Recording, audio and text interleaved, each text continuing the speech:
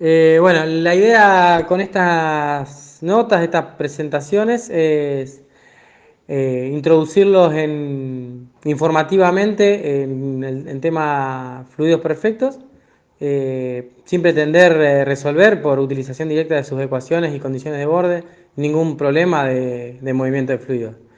Luego vamos a demostrar algunas consecuencias conocidas pero centrales, tales como teorema de balance de energía mecánica y el teorema de Bernoulli, y vamos a utilizarlos en la resolución de un conjunto seleccionado de ejercicios. Finalmente, las herramientas teóricas consideradas las vamos a aplicar para el estudio de ciertos fenómenos elementales de movimiento de fluidos reales, efectuando eventualmente alguna observación sobre el grado de aproximación de las mismas. En cualquier movimiento de un fluido perfecto, el material no soporta tensiones tangenciales en ningún plano que pase por el punto P de la región H de T. La región H de T es la que ocupa el fluido en el instante T para cualquier tiempo T. Podemos expresar esto como se ve en la siguiente fórmula, en la que la tensión en la superficie S que pasa por el punto P en el tiempo T es igual a un escalar multiplicado por un vector. El vector S es un vector, el vector normal unitario de la superficie S en el punto P, y al escalar lo llamamos P, que es función también del punto y del tiempo. Hay dos modelos de fluido perfecto. Uno es el fluido perfecto compresible barotrópico y el otro es el fluido perfecto incompresible. En el caso del fluido perfecto compresible barotrópico, contamos con una función a la que llamamos función constitutiva, que es la que relaciona la presión con la densidad de manera biunívoca. Podemos describir el fluido perfecto compresible barotrópico entonces con un sistema de tres ecuaciones.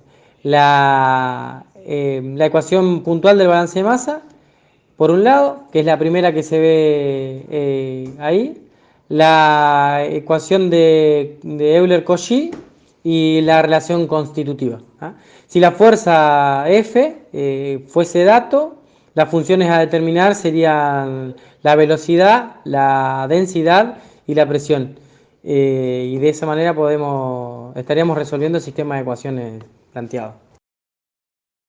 En el caso del modelo de fluido perfecto incompresible, consideramos un fluido homogéneo y con densidad constante ρ sub 0 para cualquier punto y cualquier tiempo en la región H de T, cualquiera sea el movimiento del fluido.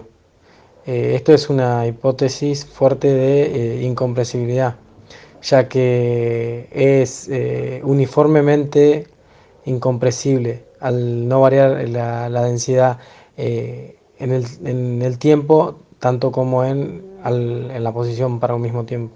Para este modelo contamos con el sistema de ecuaciones que se ve en imagen, en pantalla, en el cual la divergencia de B es igual a 0 y la ecuación de Euler-Cauchy se resume a la ecuación 2, en la que con ρ sub 0 identificamos una densidad constante. No tenemos función constitutiva, que es lo que diferencia este modelo del anterior, justamente porque la densidad no varía, al menos de manera considerable, al variar la presión. Entonces no puede haber una relación biunívoca entre ambas variables.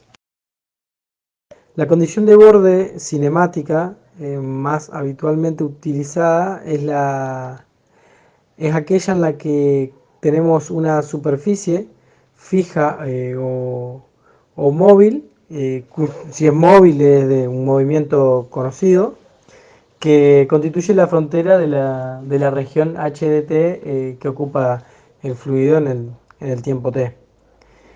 Esta superficie es tal que las partículas en contacto con ella no la no la pueden abandonar ni atravesar, solo se pueden desplazar en ella. En el caso de ser una superficie fija, eh, la velocidad de cualquier partícula que forme parte de esta superficie será tangente a la misma, no tendrá un componente normal a la superficie, porque en caso contrario la atravesaría. Esto desde una notación matemática se puede expresar como se ve en esta fórmula, en la que la velocidad para un punto P en el tiempo T es multiplicada escalarmente por el vector normal a la superficie en ese punto, en ese momento, es igual a cero. Si estamos hablando de una superficie móvil cuyo movimiento es conocido, para cumplir con la condición de borde planteada, es necesario que la diferencia entre la velocidad de la partícula y la velocidad de la superficie tengan un componente en la dirección normal a la superficie en cualquier punto P igual a cero. Y eso es lo que vemos en la próxima ecuación, ¿no? En la que dice que para todo tiempo perteneciente al conjunto de los reales y para todo punto perteneciente a la superficie en función del tiempo, B de pt menos la velocidad de la superficie en P y T, escalar n es igual a cero. Para desarrollar el teorema de balance de energía mecánica, vamos a considerar un fluido en movimiento, un fluido perfecto en movimiento, que está sometido a la acción de fuerzas de cuerpo o volumen y fuerzas de superficie o fuerzas de contacto. Si el fluido ocupa una región en el instante de tiempo t que denominamos h de t y consideramos una porción de ese fluido que ocupa la región D y esta región D está incluida en la región h de t, decimos h de t porque la región h varía con el tiempo, no sería una región fija o eventualmente puede variar. La potencia que suministran sobre este fluido las fuerzas de cuerpo y las fuerzas de superficie quedan determinadas por la siguiente ecuación, en la que se puede distinguir la potencia producto a la fuerza de, de volumen en primera instancia y la potencia producto de las fuerzas de superficie. En la primera integral del lado derecho, dentro de la integral, bueno, lo que vemos es un diferencial de potencia, pero que está conformado por un diferencial de fuerza, que sería ρ por F por diferencial de volumen, que al ser multiplicado por la velocidad se transforma en diferencial de potencia. En términos de magnitud lo podemos ver de manera que un diferencial de fuerza por una distancia me va a dar en la magnitud de energía y sobre el tiempo me va a dar en potencia. Distancia sobre tiempo es lo que incorpora la velocidad. Lo mismo para la segunda integral del lado derecho, en la que tenemos el diferencial de fuerza de superficie menos P por N, diferencial de área, que está multiplicando a la velocidad. También vamos a expresar la energía cinética de este cuerpo fluido de la manera en que se ve en esta fórmula, que es la integral sobre el volumen, sobre la región D, de el diferencial de energía cinética que aparece en el integrando. Nosotros sabemos que la energía cinética de un cuerpo es igual a un medio de la masa por la velocidad al cuadrado. En este caso nosotros planteamos un diferencial de energía cinética porque asumimos que podría eventualmente variar para los diferentes puntos dentro de la región D.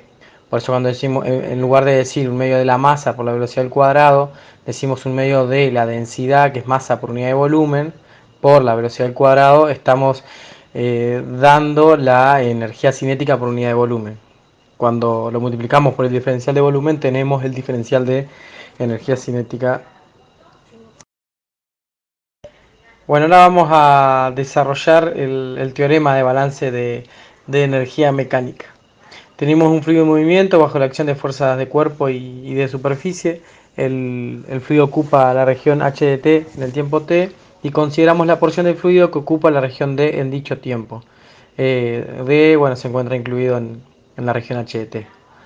Entonces el teorema dice, para todo tiempo perteneciente a los reales y para toda región D incluida dentro de la región h de t, la potencia suministrada al fluido es igual a la derivada de la energía cinética del fluido respecto del tiempo, más la integral bueno, esa integral que aparece ahí.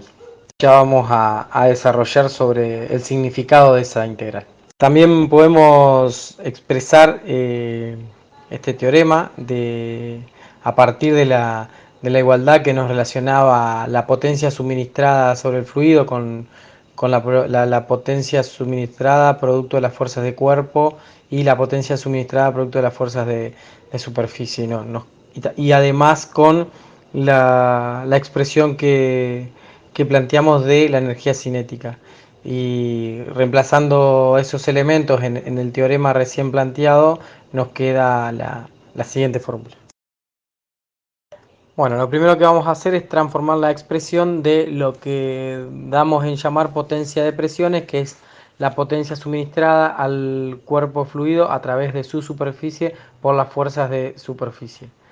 Y lo que nos queda es la siguiente expresión, para la cual aplicamos primero hicimos un reordenamiento y luego aplicamos el teorema de la divergencia. Con el teorema de la divergencia logramos pasar de una integral de superficie a una integral de volumen y luego utilizamos la igualdad que dice que la divergencia de un escalar por un vector es igual al gradiente del escalar multiplicado escalarmente por el vector más el escalar por la divergencia del vector. Más claramente se ve en la fórmula indicada como B mayúscula.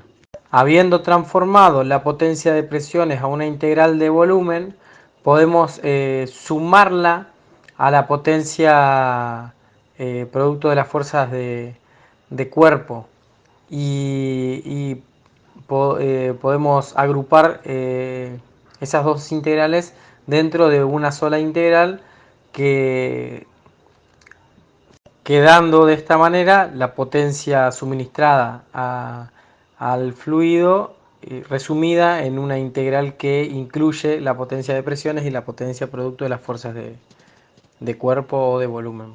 Luego, por Euler-Cauchy, la ecuación de Euler-Cauchy, reemplazamos ρ por F menos gradiente de P, lo reemplazamos por la derivada de la velocidad respecto del tiempo.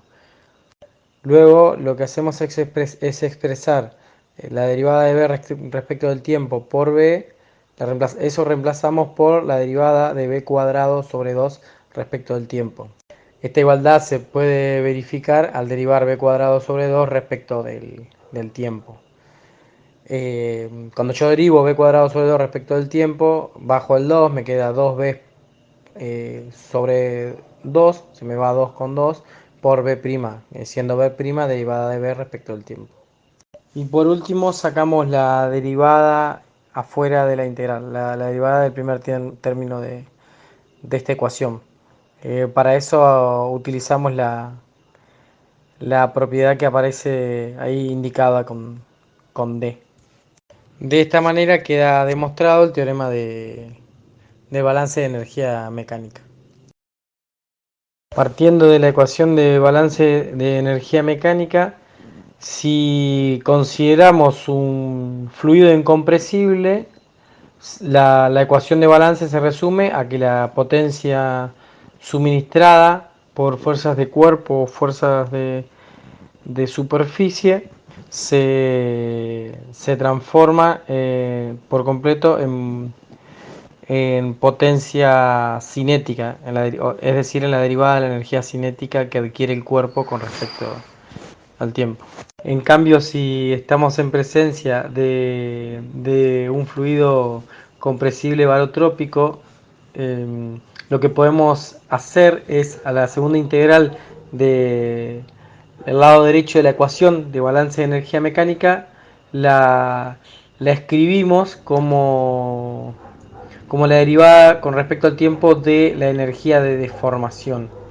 Eh, Podemos hacer eso a partir de la aplicación de algunos conceptos matemáticos en los que no vamos a sobre los cuales no vamos a discutir, pero sí, bueno, sabemos que dimensionalmente está bien, ¿no? Porque tenemos eh, eh, unidades de potencia en ambos casos.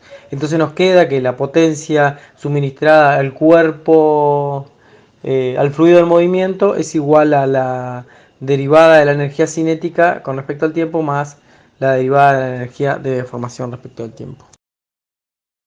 Utilizando la expresión que iguala las fuerzas de la potencia producto de fuerzas de cuerpo con la derivada negativa de la energía potencial e incorporándola a la ecuación de balance, podemos reescribir la ecuación de balance de energía mecánica como se ve acá, en donde tenemos que la potencia de fuerzas de superficie es igual a la derivada de la energía cinética respecto al tiempo, más la derivada de la energía potencial respecto al tiempo, más la integral de menos P por la divergencia de B, diferencial de volumen, que es en definitiva, como habíamos visto antes, la derivada de la energía de deformación respecto al tiempo.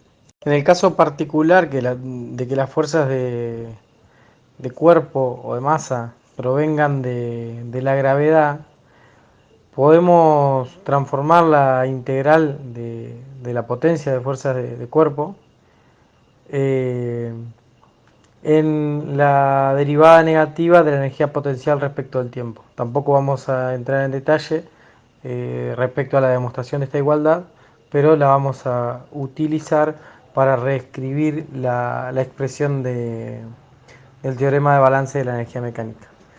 Como habíamos visto, teníamos que la potencia de fuerzas de cuerpo más la potencia de fuerzas de superficie era igual a la derivada de la energía cinética más la derivada de la energía de deformación, como se ve en esta fórmula, solo que en lugar de tener expresado derivada de energía de deformación tenemos la integral de menos P por la divergencia, diferencial B. Ahora vamos a entrar en la segunda parte de esta clase que es el teorema de Bernoulli. Dice el teorema de Bernoulli: sea el movimiento de un fluido incompresible o compresible barotrópico, sometido a fuerzas de masas provenientes de un potencial univalente, dado un arco AB de una línea de flujo orientada del instante de tiempo t, en el que el punto A precede a B, entonces se cumple la siguiente igualdad, donde la integración se hace en la longitud de arco de la línea de flujo con la orientación considerada. La integral de línea de la derivada parcial de la velocidad respecto del tiempo diferencial de arco entre los puntos A y B del arco S, más la velocidad al cuadrado dividido 2 más U más zeta, los tres evaluados en B, menos los tres evaluados en A, es igual a 0. En donde U es G por Z y zeta es P sobre ρ. Bueno, vamos a abordar la demostración de este teorema. Lo primero que vamos a hacer es tratar de disgregar y expresar de una manera alternativa la proyección de la derivada de la velocidad respecto del tiempo sobre el vector t, siendo t el vector unitario tangente a la velocidad, el vector unitario que está en la dirección de la velocidad. El vector b podemos expresarlo como un escalar que me va a representar la magnitud de ese vector multiplicado por un vector unitario en la dirección de la velocidad. Entonces tengo la derivada respecto del tiempo de v escalar por t vector unitario tangente a la velocidad. Eso multiplicado escalarmente por t es la proyección de la derivada de la velocidad respecto del tiempo. Como estoy derivando una multiplicación, aplico la propiedad de la derivada de la multiplicación y, y me queda que la derivada de b por t respecto al tiempo es la derivada de b por t sin derivar más la derivada de t por b sin derivar. Redistribuyo y me queda de la siguiente manera. Bueno, lo que hacemos ahora es la distributiva de lo que hay entre paréntesis. Y en primera instancia hago derivada del escalar b respecto del tiempo por t escalar t, que me queda simplemente derivada del escalar b respecto al tiempo, porque t escalar t es igual a 1, porque el módulo del vector tangente unitario es por definición 1. Después me queda b escalar por derivada de t vector respecto al tiempo por t vector. Eso lo puedo expresar como la derivada de t vector al cuadrado dividido 2 respecto del tiempo. ¿Por qué podemos hacer esto último? Sencillamente porque la derivada con respecto al tiempo de t vector al cuadrado sobre 2 es igual a 2t vector cuadrado, perdón, 2t vector dividido 2, se me cancelan los 2 por t', siendo t' derivada de t respecto del tiempo, t vector, ¿no? Bueno, acá me encuentro con que tengo b por la derivada de t cuadrado, t vector al cuadrado sobre 2 con respecto al tiempo, pero t vector al cuadrado es igual a 1. Y que es una constante, ¿no? Me queda derivada de un medio respecto al tiempo. La derivada de una constante es 0, así que me queda solamente derivada de b escalar respecto del tiempo. Bueno, cuando hablábamos hasta ahora de derivada del escalar b respecto del tiempo, estábamos hablando de la derivada material. Sabemos que por haberlo visto anteriormente, que la derivada material es igual a la derivada local más el gradiente del elemento que estoy derivando multiplicado escalarmente por la velocidad. Sin profundizar en los recursos matemáticos para hacerlo, podemos decir que el gradiente del escalar b multiplicado escalarmente por la velocidad es igual al gradiente de velocidad al cuadrado sobre 2. Con esto me queda finalmente de esta manera: la derivada de la velocidad respecto del tiempo multiplicada escalarmente por t es igual a la derivada local del escalar b respecto del tiempo más el gradiente de la velocidad al cuadrado sobre 2 escalar t. Por otro lado, a partir de las igualdades u igual a g por z, zeta igual a p sobre ρ, y de la ecuación de Euler-Cauchy, que dice que ρ por derivada de velocidad respecto del tiempo es igual a ρ por f menos gradiente de p, puedo escribir que la derivada de la velocidad respecto al tiempo, escalar t, es igual a menos el gradiente de u más zeta escalar t. También a partir de la ecuación de Euler-Cauchy y de las igualdades u igual a g por z y zeta igual a p sobre ρ, y aplicando el gradiente a u y a zeta, con lo que obtengo que el gradiente de u es g por versor k, siendo el versor k el que está el vector unitario que está en la dirección vertical, y de esta manera transformándose el gradiente de u en menos la fuerza gravitatoria o la aceleración gravitatoria, ya que la aceleración de la gravedad tiene como constante g y dirección en sentido opuesto acá.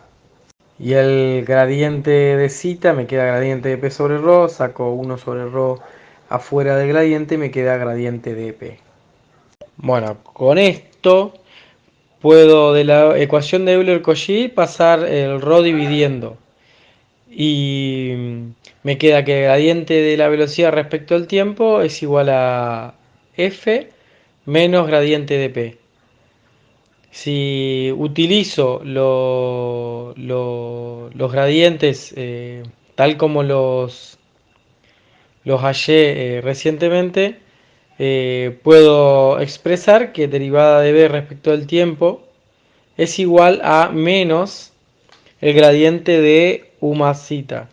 Y si multiplico a ambos lados del igual escalarmente por el vector unitario t, o sea, proyecto en t a ambos lados del igual, eh, obtengo la derivada material de la velocidad respecto al tiempo escalar t como lo había hecho anteriormente. Entonces ahora tengo dos expresiones para la proyección de la derivada de la velocidad respecto del tiempo en la dirección de la velocidad. Lo que puedo hacer ahora es igualar las dos expresiones que obtuve para la proyección de la derivada de la velocidad respecto del tiempo. Y reordenando me queda como se ve en la fórmula, que es justamente que luego de integrar me queda justamente la expresión del teorema de Bernoulli. Un caso particular de la ecuación de Bernoulli es el caso en el que el fluido está en estado estacionario, o sea, las derivadas con respecto al tiempo son iguales a cero. Y nos queda de esta manera en la que podemos expresar que b cuadrado sobre 2 más u más zeta es igual a constante, porque el gradiente de esta expresión es igual a 0. Que el gradiente sea igual a 0 me quiere decir que es uniforme. Es decir, que esta sumatoria, la sumatoria de estos tres elementos, b cuadrado sobre 2, u y zeta, no cambia espacialmente. Además, en este caso particular es constante porque estamos en estado estacionario, entonces no hay cambios con el tiempo. Ahora lo que vamos a hacer es proyectar la ecuación de Euler-Cauchy en tres direcciones, que son las direcciones que conforman la base de lo que se conoce como terna de Frenet. Los vectores de la terna de Frenet son el vector unitario tangente al arco S en el punto P, que llamamos T, el vector unitario normal al arco S en el punto P, que llamamos N, y el vector unitario perpendicular a N y a T, que son los anteriormente definidos y que resulta de la multiplicación vectorial N vectorial T. Supongamos ahora una situación en la cual tenemos una región omega en el cual hay un campo de velocidades unidireccional según la dirección y, con lo que las trayectorias son segmentos de rectas paralelas a dicho vector. Podemos entonces escribir la ecuación de Euler-Cauchy de la siguiente manera, en la que nos queda la derivada del escalar velocidad v multiplicado por el versor i igualado a menos el gradiente de u más zeta mayúscula, ambos. Si ahora proyectamos esta ecuación en las direcciones j y k, obtenemos el siguiente resultado. Y de esta manera podemos concluir que, que U más zeta no es función de y y z, que son las variables en las direcciones j y k respectivamente. Y u y z va a ser función solamente de x y del tiempo.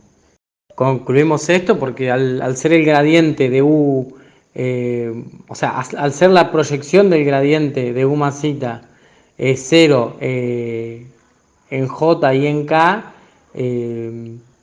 es porque no tienen componentes, o sea, no tienen derivadas en estas direcciones estas dos variables. Entonces concluimos finalmente que U más zeta es constante en cada plano sigma mayúscula para cada instante de tiempo t. Cada plano sigma mayúscula es una constante en la variable x. Si nos encontramos en el caso particular en el que el fluido es incompresible y la densidad entonces es constante, densidad ρ, y estamos en presencia de un campo gravitatorio uniforme, lo anterior se puede expresar de la siguiente manera: U más zeta igual a G por Z más P sobre ρ, y eso es una constante. Podría reescribirse de la siguiente manera: Z más P sobre ρ por G igual a constante. Y de esta manera definimos cota piezométrica, siendo la cota piezométrica la siguiente. Bueno, una aplicación de las medidas piezométricas es la que vamos a desarrollar a continuación. Suponemos un fluido perfecto e incompresible que circula por la tubería que se ve inclinada en la figura, con un campo de velocidades perpendicular al plano sigma mayúscula. Una porción del fluido pasa al tubo más angosto curvo, ocupando el espacio entre C y D.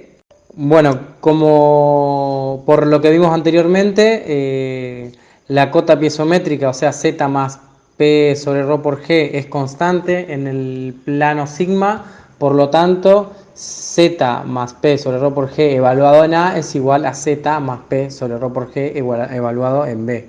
Por otro lado, como el punto C está inmediatamente cercano, o lo definimos inmediatamente cercano al punto B, podemos decir también que tiene la misma cota piezométrica. Y finalmente, como el fluido está en reposo, en condiciones hidrostáticas, en el tubo curvo, por aplicación de hidrostática, podemos decir que Z más P sobre ρ por G en C es igual a Z más P sobre ρ por G en D. Con esto podemos finalmente conocer la presión en el punto A partir de medir la piezométrica en D. Es fácil conocer la piezométrica en D porque la altura de D es conocida y la presión también, sería presión atmosférica. Aplicando el teorema de Bernoulli podemos también realizar medidas de velocidades de manera indirecta. En una configuración de fluido similar a la anterior, en la que tenemos un flujo de un fluido perfecto e incompresible con velocidad unidireccional en el sentido de la tubería. Por aplicación de Bernoulli tenemos que Z más la presión sobre ρ por G más la velocidad al cuadrado sobre 2G evaluado en A es igual a Z, o altura, cuando digo Z es altura del punto que estamos analizando, más P sobre ρ por G más B cuadrado sobre 2G evaluado en B.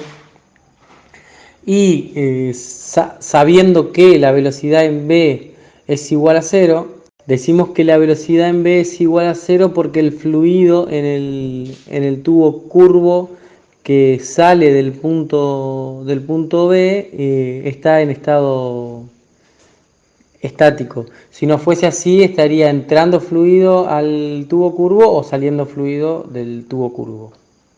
Reordenando entonces la ecuación anterior y viendo que la cota piezométrica en B es igual a la cota piezométrica en D por hidrostática, y además que la cota piezométrica en A es igual a la cota piezométrica en C, porque es constante la cota piezométrica en sigma y además está en estado hidrostático el punto C.